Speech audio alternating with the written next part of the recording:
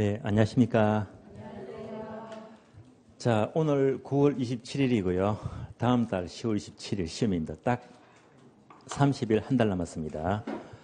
9월 달 한 달 훌쩍 지나갔어요. 이제 꼭 나머지 한 달 남았는데 집중을 많이 하셔야 되겠습니다.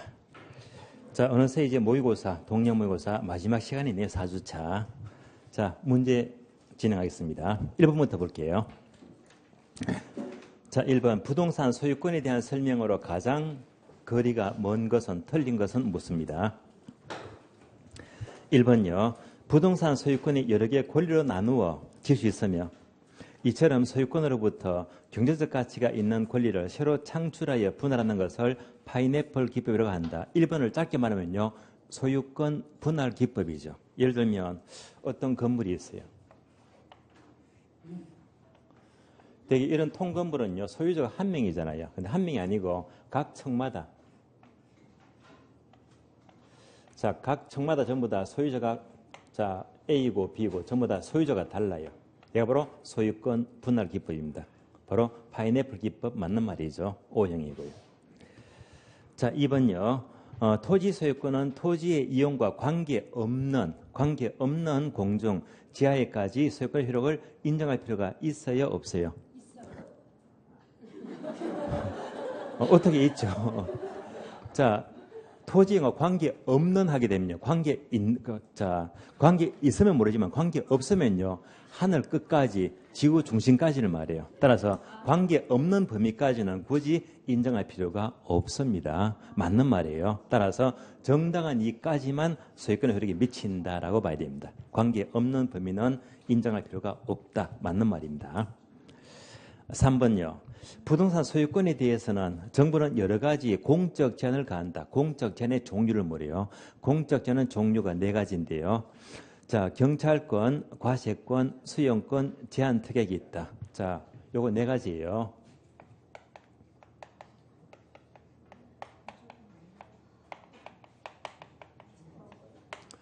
자, 공적 제한은요. 첫 번째, 경찰권, 수용권, 과세권, 귀속권 4가지입니다.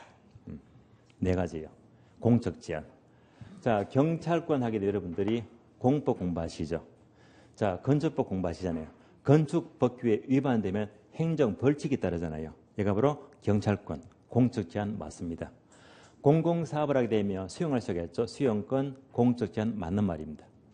다음에 세금을 부과하죠. 과세권, 공적 제한이고요. 그럼 4번째, 제한 특약은 틀렸습니다. 이것을 귀속권으로 고쳐야 됩니다. 귀속권요. 귀속권은 주로 임자 없는 땅을 말이에요. 즉 무주물 부동산입니다. 임자 없는 땅을 습득하게 되면 이것은 개인의 소유권이 인정이 안 돼요. 예, 국가에게 소유권이 귀속이 돼요. 자, 이렇게 국가의 소유 귀속이 되면요. 이런 땅은요. 어떻게 처분하죠? 주로 공매, 경매가 아니고 공매죠. 공매를 통해서 다시 처분이 가능합니다. 자, 이상 4가지죠. 제한 특약은요. 공적 제한이 아니고 사적 제한이죠. 따라서 제한 특약이 틀렸습니다. 귀속권으로 고쳐야 됩니다. 자, 중요한 아니지만은요. 공적 제한하게 되면 저희 친구가 김경수라는 친구가 있어요. 경수가 나왔죠. 이 친구는요. 차가 외제차거든요. 고속도로 가시면 늘 과속합니다. 과속. 그래서 경수 과속 4가지입니다. 자, 틀린 답 3번 틀렸고요. 4번과 5번은요. 물에 관한 권리죠. 유역주의와 선형주의예요. 4번이 유역주의인데요. 유역주의는 바로 물이 흔한 지역이죠. 누구나 물을 골고루 쓸 수가 있는 권리를 말해요. 따라서 유역주의에서는 상류에 있는 유역지 소유권자라고 하더라도 물을 마음대로 남용하거나 오용할 수는 없습니다. 바로 신의 칙이죠.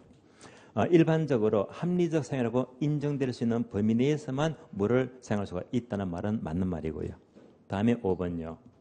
자, 선용주는 물이 귀한 지역이죠. 건조 지역입니다. 이러한 선용지에서는 자, 먼저 온 사람이 독점적으로 쓸 수가 있잖아요. 따라서 먼저 온 사람은 비록 수로에 인접하지 않더라고 하더라도 수로를 변경하여 물을 우선적으로 사용할 수 있는 권리가 인정이 돼요. 자, 이 경우 물의 용도가 문제인데요. 이 경우에 용도는 단순한 가사용이나 농업용 이외에도 공업용이나 그 밖에 다른 용도로도 얼마든지 사용할 수가 있습니다. 맞는 말입니다. 자, 정답 3번 틀린 지문이죠. 3번요. 다음에 문제 2번 볼게요. 부동산 특성에 따른 발생 현상을 열거하였다. 옳은 것은 모두 몇 개인가? 옳은 것 묻습니다. 기억번 지문 볼게요. 부정성으로 인하여 감정평가 제도의 필요성. 자, 평가가 왜 필요하죠? 공급이 수직이죠. 자, 공급이 수직이고요. 수요만 움직입니다. 그러니까 가입비가 똑 부러졌잖아요. 그러니까 가격은 저절로 결정되지가 않기 때문에 감정평가 제도가 필요하게 됩니다. 맞는 말입니다. 자, 이어서 부정성으로 인하여 경제지대를 발생한다. 경제지대 그래프 아시죠?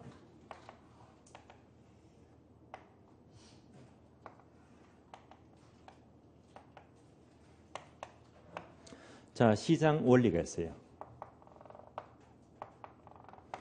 이 중에서 공급 곡선 위에 부분 빗금친 거 있죠? 얘가 경제지대가 돼요.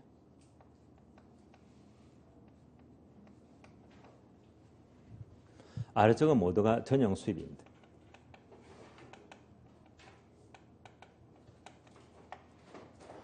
자, 여기서 공급 곡선 길이가 가파라져요. 가파라지면 탄력, 비탄력. 비탄력적이죠. 가파라진다, 비탄력적이면 경제지대가 원래보다 커지잖아요. 극단적으로 공급이 수직입니다. 얘가 바로 부정성입니다. 토지는 부정성 특성 때문에 100% 모두 전부가 경제지대가 발생이 되고요. 전용 수입은 제로가 돼요. 이것을 대개 익리라고 부르죠. 따라서 부정성 때문에 경제지대를 발생한다. 맞는 말입니다. 니은번요. 가격, 프라이스라는 용어 대신에 가치, 밸류라는 용어가 주로 사용되는 것은 내구성 또는 영속성 특성 때문이다. 맞는 말이죠.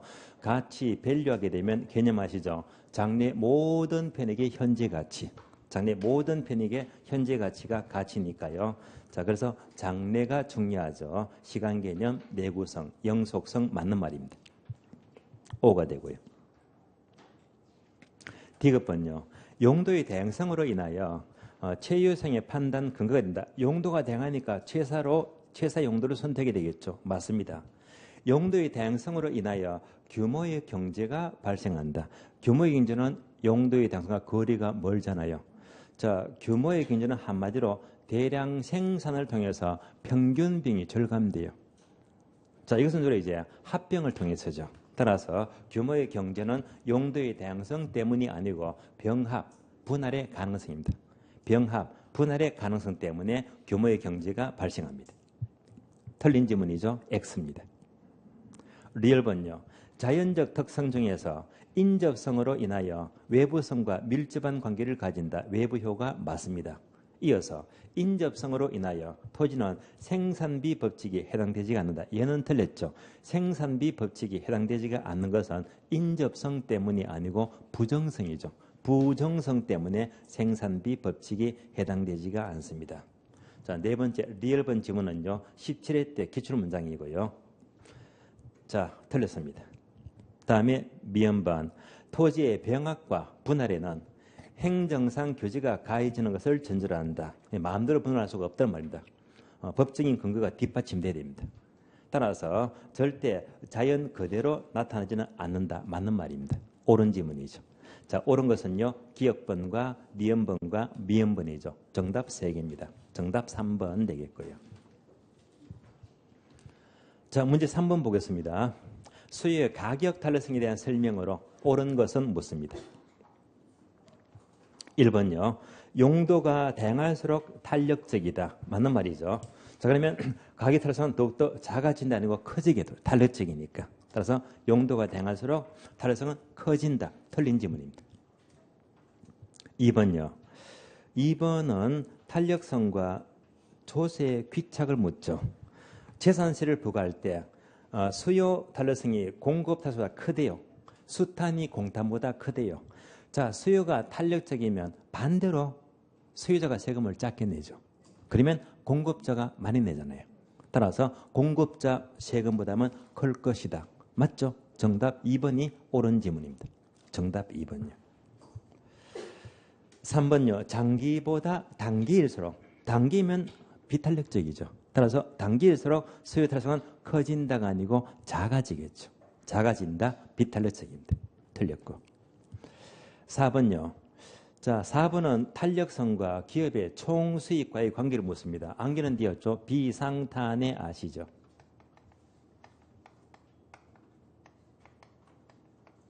자, 비상탄해일 때 총수입은 증가된다고 했어요. 따라서 결론.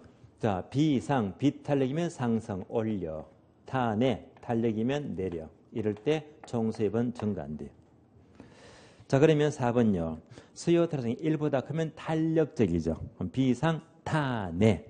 탄력이면 내려야 되겠죠. 따라서 가격 인상 틀렸고 가격 내리자, 인하죠. 가격 인하가 총수입을 증가시킵니다. 틀렸습니다. 자주 나오는 지문입니다. 틀렸고요. 5번 대체지수가 많을수록 탄력성은 탄력적이죠. 더욱더 작아진다 아니고 커지겠네요. 옳은 지문은 정답 2번 되겠습니다. 자, 이어서 문제 4번요. 주택의 가격이 상승하면 주택 저량에 대한 수요량이 오히려 증가하는 경우가 있다. 여기까지가 한마디로 무슨 수요죠? 가수요. 오른다고 예상하니까 자, 더욱더 수요가 증가한대요. 가수요. 자, 가수요는요. 수요의 변화죠. 또 다른 말로 가수요는 곡선 자체 이동이죠. 따라서 이 문장은요. 수요의 변화 또는 곡선 자체 이동 지문을 찾아내는 말입니다. 이에 대한 설명으로 옳은 것은 볼까요? 1번 수요 결정연이 변화하여 수요 곡선상 이동 틀렸죠. 수요 곡선 자체 이동이죠. 곡선 자체 이동입니다. 틀렸고. 2번요. 수요 곡선이 좌하향으로 이동했기 때문이다. 자, 가수는요. 수요가 증가했잖아요. 자, 가수로 인해서 수요가 증가하면 이렇게 이동하죠. 수요 증가. 그러면 뭐죠? 우측 이동. 다른 말로 상향 이동이죠. 합치면요. 우상향으로 이동합니다.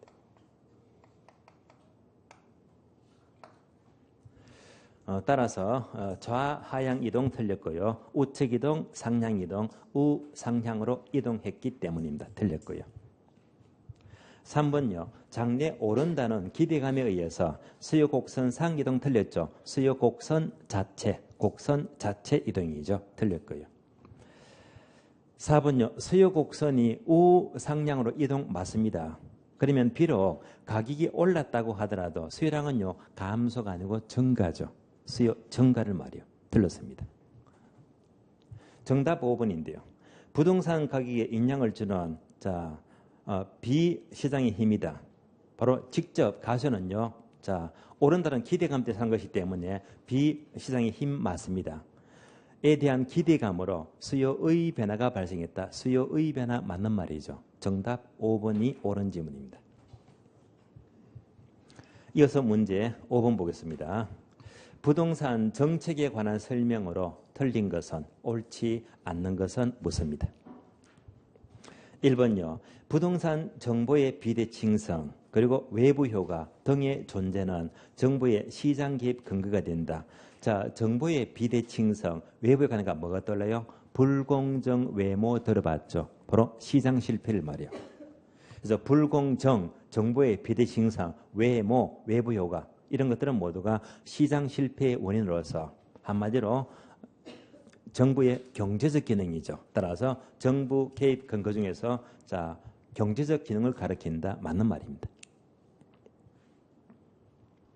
2번요. 공공임대주택의 공급은 사적 임대시장의 수요의 탄력성을 높일 수가 있다. 공공임대주택은 임대료가 싸잖아요. 싸니까 아주 활발하게 이동합니다. 활발하게 이동하면요. 탄력적이죠. 따라서 사적 시장의 수요의 탄력성을 높인다. 탄력적이다. 즉 활발한 이동을 가리킨다. 맞는 말입니다. 3번은요. 가장 최근에 기출문제예요. 기출지문입니다. 부동산 거래 신고에 관한 법령에 따라서 거래 당사자가 매매 계약을 체결한 경우에는 잔금 지급일로부터 60일 이내에 신고하는 제도이다. 자, 60일은 맞는데요. 잔금 지급일이 아니고 계약 체결일이죠. 따라서 계약 체결일부터 60일 이내에 신고를 해야 됩니다. 잔금 지급일 틀렸고요. 계약 체결일입니다. 틀린 답 3번 틀렸고요. 4번 일반적으로 주택 수요는 상대적으로 탄력적이지만 주택 공급은 바로 증가 못 시키니까 상대적으로 비탄력적이다. 맞는 말이고요. 다음에 5번요. 주택의 후분양입니다. 후분양은 선분양에 비해서 자금 조달이 어렵잖아요. 어렵기 때문에 주택 공급을 감소시킨다. 공급을 증가 못 시키잖아요. 그만큼 주택 시장을 위축시킬 가능성이 있다. 맞습니다. 주택 건설 업체는 자금 조달에 어려움이 따른다. 맞는 말입니다. 자, 틀린 것은 정답 3번이 틀렸습니다. 자, 이어서 문제 6번 볼게요. 계산 문제네요. 맨 끝에 보니까 소득 탄력성을 묻고 자, 어떤 제어에 속하느냐. 정열 묻죠. 정상제인지 열정제인지 묻습니다. 자, 공식 바로 볼게요. 공식. 소득 탄력성입니다. 자, 먼저 원래 소득이죠. 다음에 소득 변화분.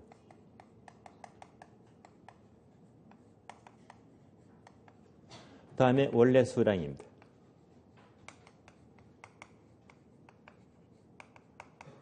다음에 수요량이 변화분입니다.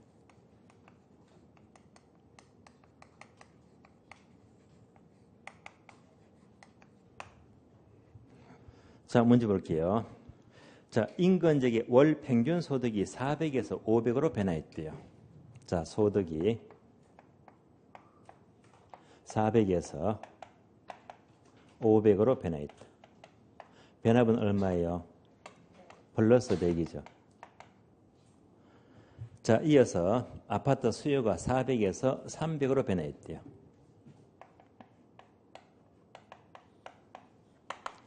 (400에서) 300이죠.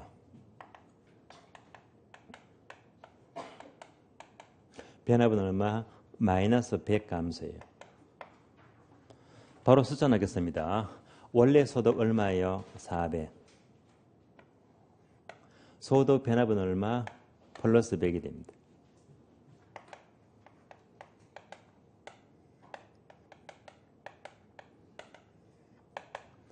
다음에 원래 수량 얼마? 400이죠. 다음 수량 변화분은요. 마이너스 100이 됩니다.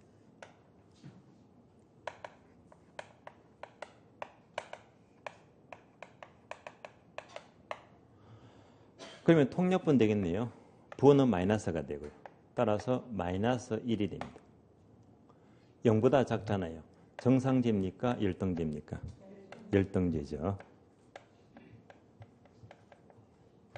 자, 정답 마이너스 1 그리고 열등제. 정답 1번입니다. 자, 이어서 문제 7번 봅니다. 7번. 자, 균형 가격 그래프를 묻죠. 균형의 이동에 관한 설명으로 틀린 것은 묻습니다. 자, 그러면 일일이 전부 다 그래프를 그려봐야 됩니다. 1번 공급이 감소가 되면 쉬운 그림이죠. 공급 감소예요.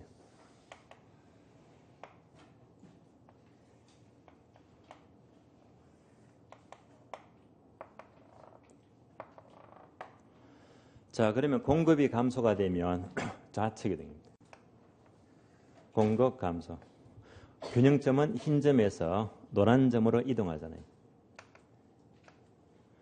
자, 그 결과 원래보다 가격은 상승이죠. 원래보다 양은요, 감소가 되고요. 따라서 공급이 감소가 되면 가격은 오르고 양은 감소합니다. 따라서 임대료는 상승, 양은 감소. 맞는 말이죠. 2번요. 수요 증가입니다. 쉬운 그림이죠. 수요 증가.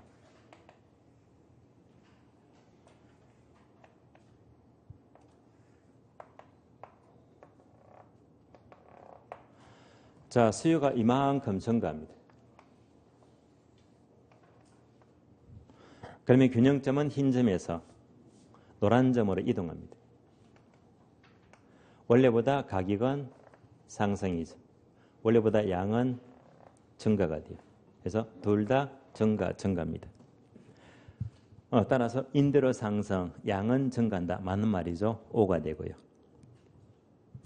3번요. 수요 감소가 공급 감소보다 크대요.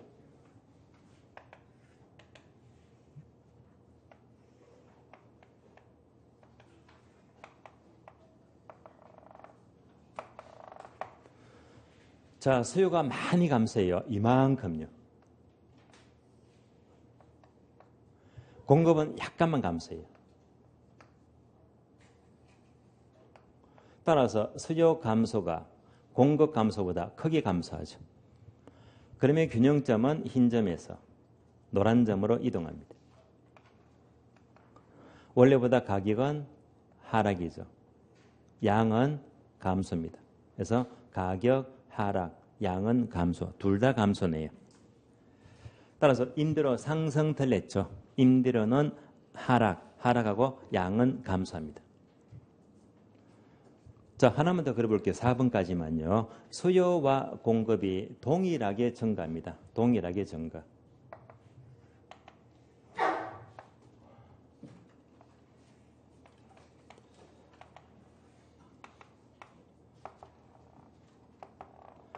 자, 동일하게 증가는요. 얘도 100개 증가. 얘도 100개 증가. 그러니까 동일하게 증가합니다. 똑같이 증가합니다.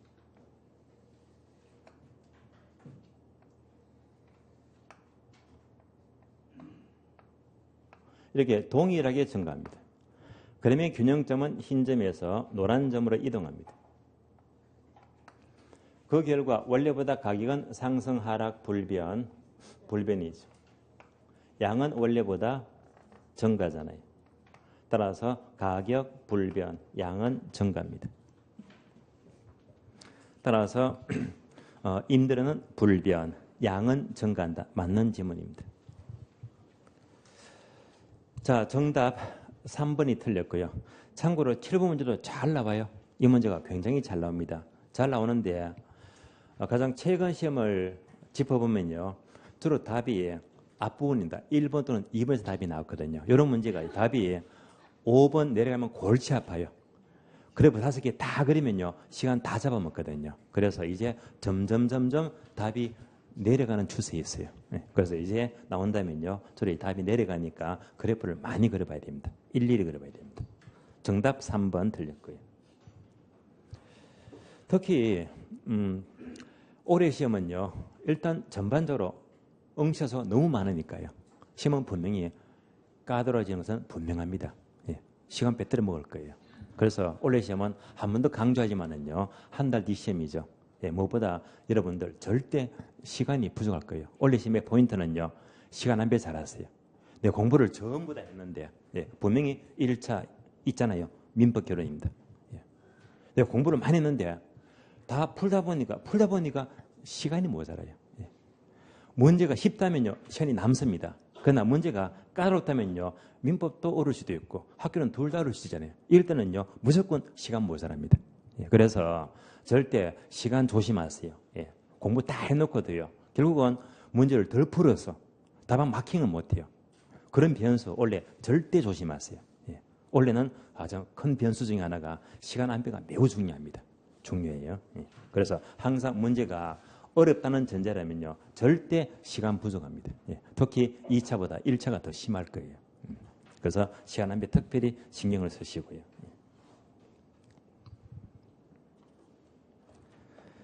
자, 문제 8번 보겠습니다. 부동산 경기 변동에 대한 설명이다. 자, 틀린 것은 모두 몇 개인가를 묻습니다.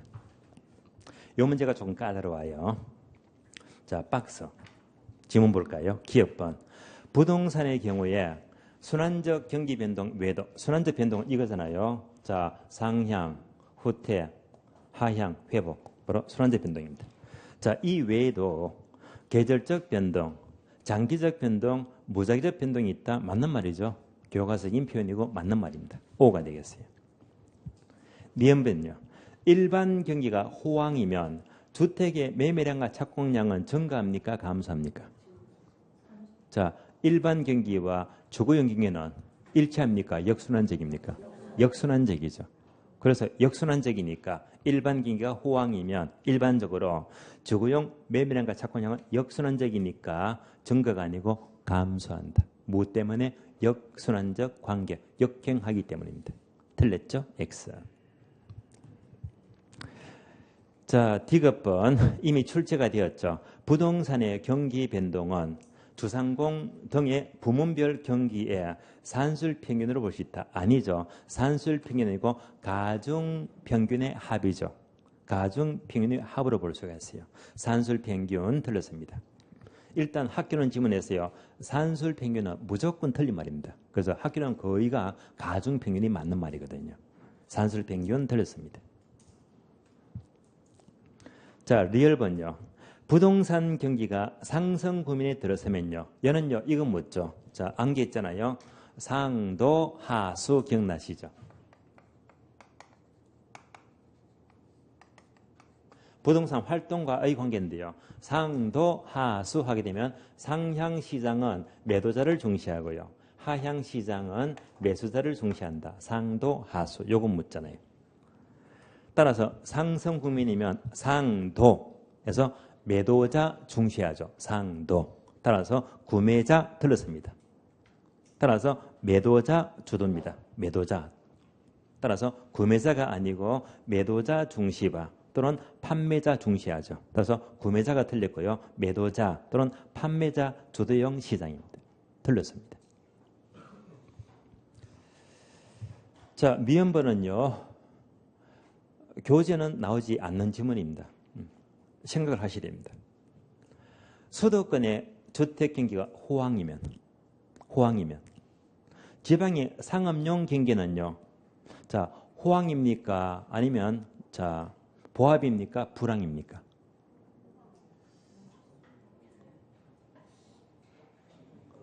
자, 부동산 경기는 기억나시죠?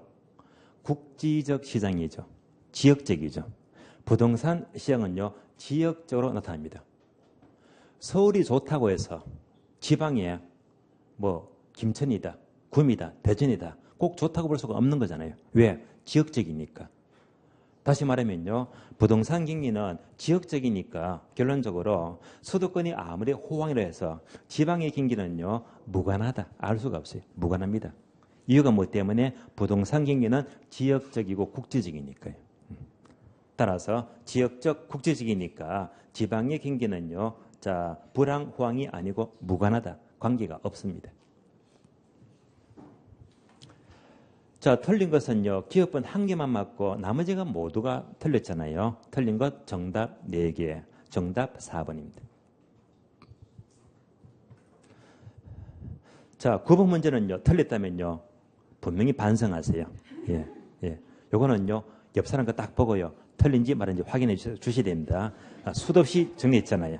조기상한은요. 시장 이자가 높을 때, 낮을 때? 낮을 때. 바로 정답 2번입니다. 따라서 저당 이자보다 시장 이자가 낮을 때 조기상한 조건입니다. 바로 정답 2번입니다. 볼까요? 조기상한입니다.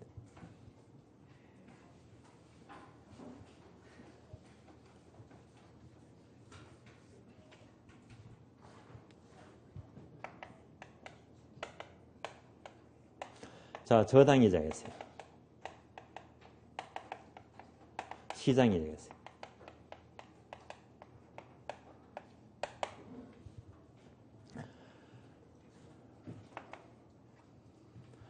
자, 5년 전에 은행에서 대출이자 10% 대출을 받았습니다. 이렇게 받았는데 5년 지났어요. 현재 시중금리가 5%밖에 안 해요. 대출 잘 받았습니까? 못 받았습니까? 못 받았죠. 이럴 때 뭐 한다고 했죠? 자입자는 조기상환합니다.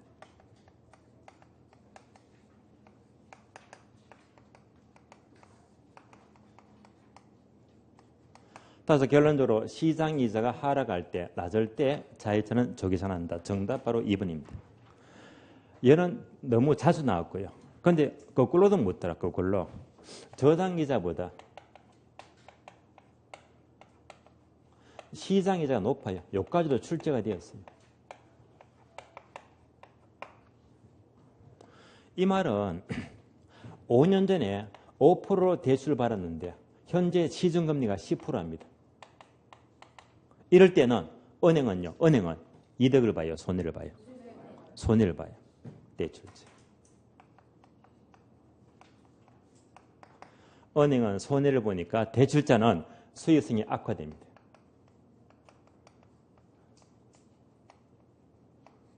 얘가 많이 나왔고요. 얘는 적게 나왔습니다. 그러면 이럴 때 은행은 손해를 보니까 손해를 안 보려고 어떻게 합니까? 너 좀 빨리 갚으면 안 되겠니? 차이들 꼬시잖아요. 어떻게 하죠? 조기 상환을 유도합니다. 손해 안 보려고. 어떻게 유도하죠? 너 조기 상환하게 되면 잔고를 확 깎아줄게. 바로 잔고 할인입니다.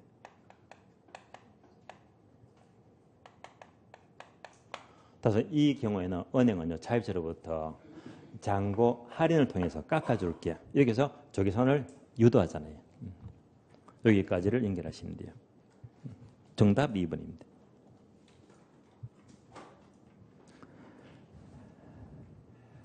10번요. 부동산 시장에 관한 설명 중에서 가장 옳은 것은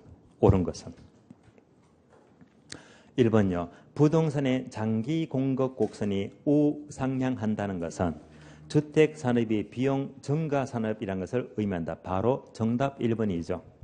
자, 그러면 크게 세 가지입니다. 첫 번째, 비용 일정 산업입니다. 비용 증가 산업입니다. 비용 감소 산업입니다. 세 가지 경우입니다. 이럴 때 장기 공급 곡선입니다.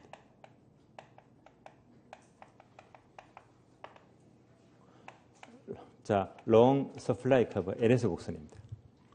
장기 공급은요, 자, 암기되었잖아요. 자, 건축비가 일정하다, 비용이 일정하면 곡선도 일정하다, 뭐, 수평선. 비용이 증가하면요, 곡선도 증가한다, 무슨 모양? 우상향. 비용이 감소하면요, 곡선도 감소하더라, 무슨 모양? 우하향. 따라서 자, 비용 증가 산업이면 장기 공급 곡선은 우상향 맞는 말입니다. 정답 1번입니다. 2번요. 부동산 시장이 할당 효율적 시장이다. 할당자가 붙게 되면 할당 효율적이면 초과이 있는 겁니까? 초과이 없는 겁니까? 초과이 없잖아요. 따라서 특정 투자자는 초과를 획득할 수가 있다가 아니고 없다. 초과를 획득할 수가 없습니다. 틀렸고요. 4번요. 완전 경쟁시장 하는 순간 조건 4가지 암기했죠. 뭐요? 동자다정. 그래서 완전 시장은 자, 동질성. 자, 자유로운 진입과 퇴거. 다수의 소유자와 공급자. 완전한 정보를 말해요. 따라서 완전 경쟁시장은 완전한 정보 때문에 자, 정상인을 발생하는 정보병은 존재한다가 아니고 존재하지 않습니다. 정보가 완전하기 때문에 정보병은 존재하지 않습니다. 존재한다 틀렸죠. 4번요. 약성 효율적 시장은 모든 시장 참여자들이 기본적 분석이 아니고 기술적 분석이죠. 그래서 약성 시장은 바로 기술적 분석을 전제합니다. 틀렸고요. 5번요. 한계 비용 곡선은 부동산 생산량에 따른 규모의 경제와 규모의 불경제를 나타낸다. 규모의 경제 또는 불경제는요. 한계 비용이 아니고 평균 비용이죠. 평균 비용. 즉 규모의 경제는 주로 대규모화를 통해서 대량 생산 통해서 평균 비용이 절감이 돼요. 따라서 규모의 경제하게 되면요. 한계 비용이 아니고 평균 비용을 가리킵니다. 틀렸죠. 옳은 것은 정답 1번입니다. 이어서 11번요. 부동산 투자와 관련된 사항을 열거하였다. 가장 옳은 것. 옳은 것은 묻습니다. 자, 1번. 부동산 시장의 주요 참여자, 시장 참여자를 묻죠. 참여자로는 지분 투자자, 즉 개인을 말이요. 또는 임차인, 임대인, 정부 등이 있다. 맞습니다. 저당 대출자 은행이죠. 저당 대출자는 지분 투자자에게 자금을 대여하기는 하지만 시장 참여자라고 할 수가 없다. 아닙니다. 할 수 있다. 가장 중요한 참여자가 주로 지분 투자자 개인과 저당 대출자 은행입니다. 따라서 저당 대출자는 아주 중요한 참여자라고 볼 수 있습니다. 틀렸고요. 2번요. 부동산 투자의 결정의 궁극적인 주체는요. 정부가 아니죠. 즉 개인이죠. 지분 투자자. 따라서 정부 틀렸고 지분 투자자. 개인을 말이에요. 지분 투자자 틀렸습니다. 3번요. 부동산 투자의 결정 과정은 자 5단계 순서에 있죠. 먼저 투자자의 목적을 가장 먼저 파악합니다. 이때 투자자마다 다르겠지만 공통된 목적은요. 들어보셨죠? 부의 극대화. 그래서 목적은요. 부의 극대화를 추구합니다. 목적이 파악되면요. 두 번째는요. 투자 환경을 분석하죠. 투자 환경은 복합 개념, 법, 경기 세 가지입니다. 법률적 환경, 경제적 환경, 기술적 환경. 법, 경기 중에서 무엇이 가장 중요하다겠죠? 경제적 환경이죠. 이렇게 환경을 분석하고요. 세 번째, 편익과 비용 분석은 경비 빼고 빚 갚고 세금 내고 즉 현금 수지 분석이 있죠. 현금 수지 분석이 바로 편익 비용 분석입니다. 네 번째는요. 투자의 타당성 분석인데 타당성 분석 기법 아시죠? 할인 현금 수지 분석법, 어림셈법, 비율분석법 예를 말합니다. 마지막으로 최종 투자 결정을 내린다. 최종 투자 결정은요. 순평가는 0보다 클 때, 수익성 지수는 1보다 클 때, 내부 수익은 5보다 클 때 투자를 결정한다. 순수 맞습니다. 정답 3번입니다. 4번요.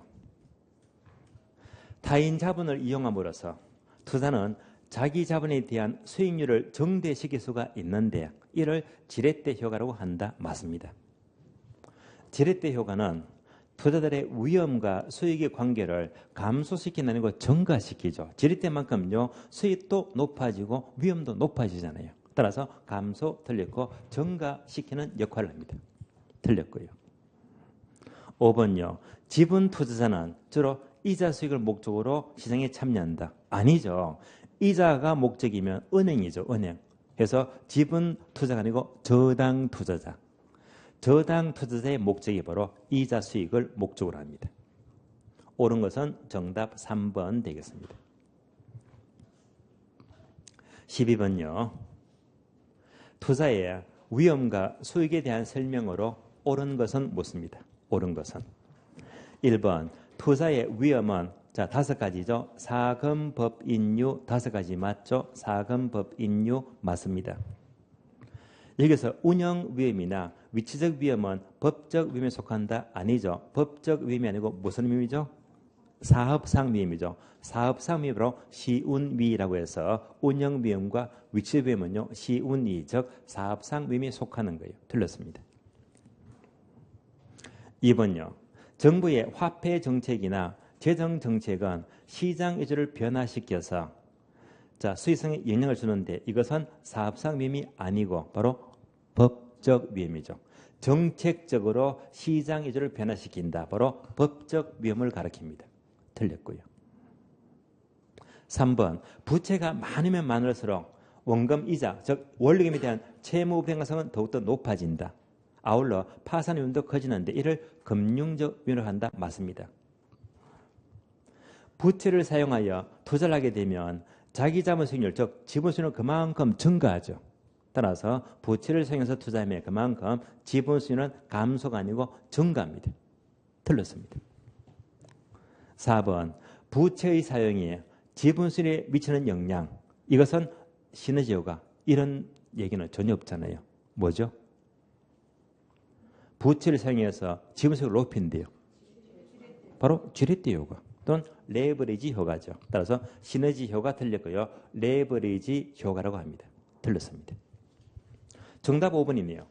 투자자들은 대부분 기대수익이 동일한 여러 대안 중에서 그중에서 덜 위험한 쪽을 선택하는 것을 위험 혐오적이라고 한다. 맞는 말입니다. 정답 5번입니다. 자, 문제 13번 볼까요? 13번. 할인 현금 수지분석에 대한 설명으로 옳지 못한 것은, 틀린 것은 무엇입니다? 1번. 순현가는 장래 순수입에서 재비용 지출을 차감한 금액을 말한다. 처음 보는 거 아니죠? 그대로 기출문장 옮겨봤습니다. 어떻게 틀렸죠? 자, 순현가는 뭐죠? 수익현가 빼기 비용현가죠.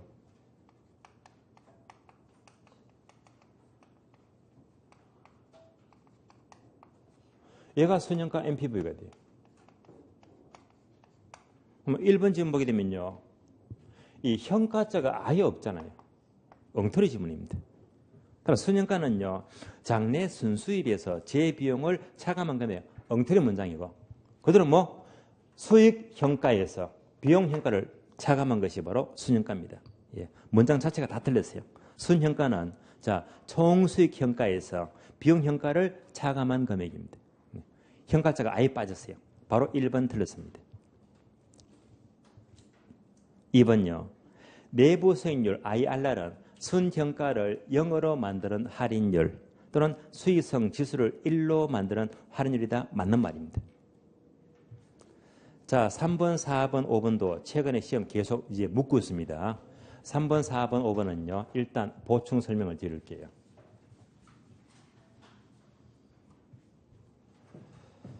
자, 순현가법하고요.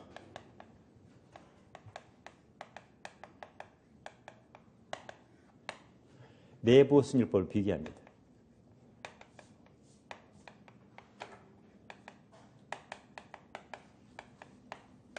둘 중에서 뭘 더 많이 선호하죠? 순현가법을 많이 쓰고요. 얘는 별로 안 쓴다고 했잖아요. 얘를 많이 선호하더라. 자, 그 이유가 크게 자, 여러 가지인데요. 네 가지입니다. 첫 번째, 재투자율 또는 할인율입니다.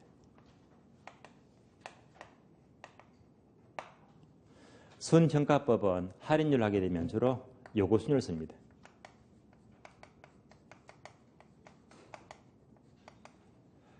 내부 수익률법은 바로 제목 그대로 내부 수익률이죠.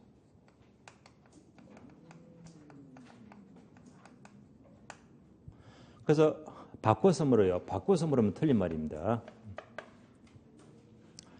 두 번째, 복수의 수익률입니다.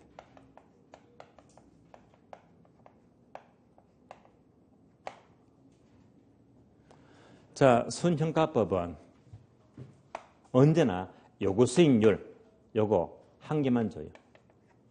한 개만 주니까 아주 단순하고 간단합니다. 한 개만 주거든요. 그런데 내부 수익률법은 이때 내부 수익률은요. 한 개가 아니고 여러 개일 때가 많습니다. 얘가 여러 개다. 바로 복수를 말해요. 여러 개면요. 얘는 정말로 복잡하거든요. 아주 복잡합니다. 복잡하니까 잘 안 쓴대 말입니다. 단순한 예를 많이 쓴대요. 이때 여러 개가 뭘 말하느냐. 아마 설명 한번 드린 적이 있는데요. 크게 두 가지입니다. 전통적 사업일 때.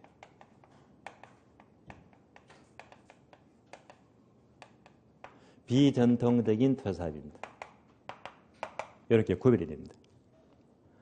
전통적인 투자사업이면 자, 기간 초에 자금이 한 번에 들어가요.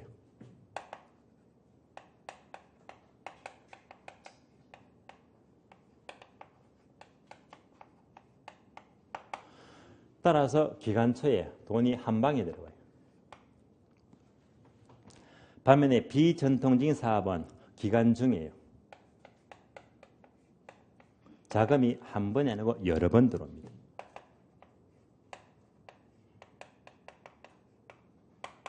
기간 중에 돈이 여러 번 들어가요. 우리가 되게 개발 사업하게 되면요. 다시 말하면 상가 빌딩을 짓는데 이렇게 개발 사업하게 되면요. 사업을 착수하죠. 그리고 한 1년 뒤에 공사가 완공이 됩니다. 요 기간 중에 이 자금은요. 착수할 때 한 방에 들어옵니까? 아니면 자금이 여러 번 투입이 됩니까? 개발 사업하면요. 착수할 때 공사비가 10% 들어가고 다음에 또 한 달 뒤에 10% 들어가고요. 다음에 또 15% 들어가고 계속 투입되다가 완공할 때까지 이렇게 자금이 여러 번 투입됩니다. 주로 대부분 개발 사업은요. 제가 대부분 다 비전통적 사업이다. 다시 말하면 자금이 여러 번 유입이 됩니다. 착수할 때 돈이 한 방에 100% 들어온다. 이런 사업은 거의 없잖아요. 이런 사업은 거의 없대 말입니다. 자, 자금이 한 번에 들어오면 이때는요. 한 번에 들어오니까 이때 내부에서는요. 한 번이니까 한 개만 쓰면 돼요. 돈이 여러 번 들어온대요. 여러 번 들어올 때마다 이때 내부석은 달라지고 이때 이제 복수, 여러 개의 복수의 내부설이 필요합니다. 그래서 여러 개 쓰게 되면 아주 복잡해지거든요. 따라서 복수의 순위이 필요한 것은 어떤 사업일 때, 비전통적 사업일 때 복수의 순위이 필요하다는 말입니다. 그래서 아주 복잡해요. 세 번째, 부업의 극대화입니다.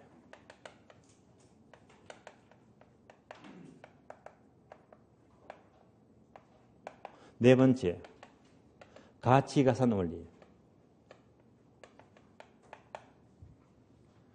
순형가법은요. 부업의 극대화, 가치가산 모두가 달성이 됩니다. 그것이 좋다는 말입니다. 내부설법은 부의 극대화 X, 가치가산 X 둘 다 달성이 안 돼요. 끝이 안 좋다는 말입니다.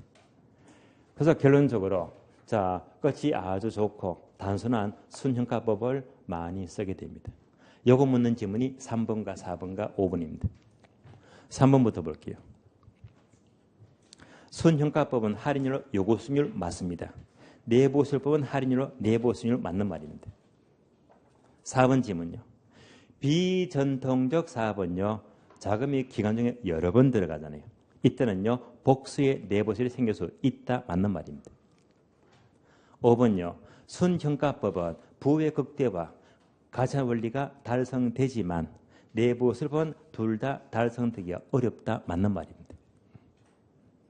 따라서 틀린 것은요. 정답 1번 틀렸죠.